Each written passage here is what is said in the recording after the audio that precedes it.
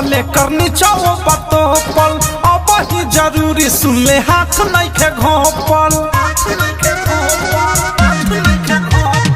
ऊपर बातो पले करनी चाहो बातो पल अब ही जरूरी सुन ले हाथ नहीं के घोपल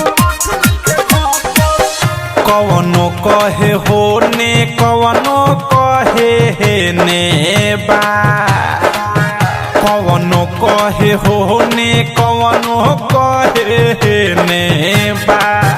तो लोकेशन चालू कहर एकर ढोरी के नेबा तो लोकेशन चालू कहर एकर ढोरी के नेबा तो लोकेशन चालू कहर एकर ढोरी के नेबा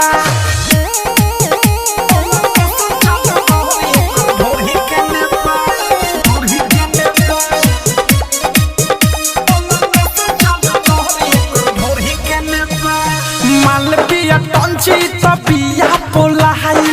ऊपर से नीचे ले बाटे गेलाई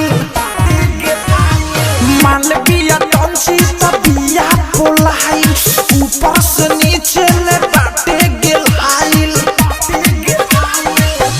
लागताटे महालई पियो रछेने बा लागताटे माल ई पियो रछेने बा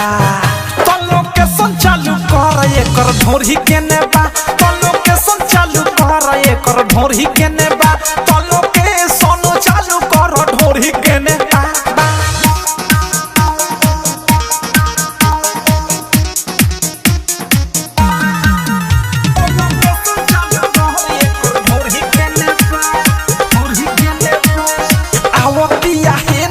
साध सनिसाना लहंगा में बाटे एकरा कचबे खजाना अवधे से राइटर थारू साध निशाना अनुराग मिसाइल बाटे कचबे खजाना रसदार चीज देख आइल एने बा रसदार चीज देख आइल एने बा तो लोकेशन चालू कर एकर ढोरी के नेबा तो लोकेशन चालू कर एकर ढोरी के नेबा तो लोकेशन चालू कर ढोरी के नेबा।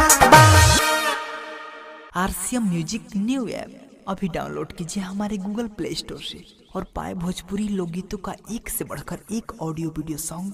बिल्कुल मुफ्त।